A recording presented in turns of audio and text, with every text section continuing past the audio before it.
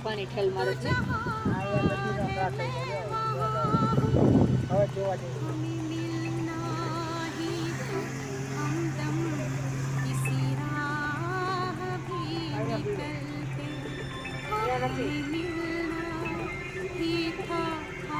ગુજરાતમાંથી છે આપણે હાલો બોલો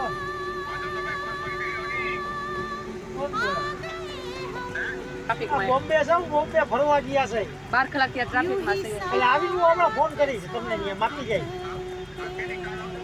ના પરમદી વરસાદ છે અહીંયા અને અહીંયા તો ઘાટના ઘાટ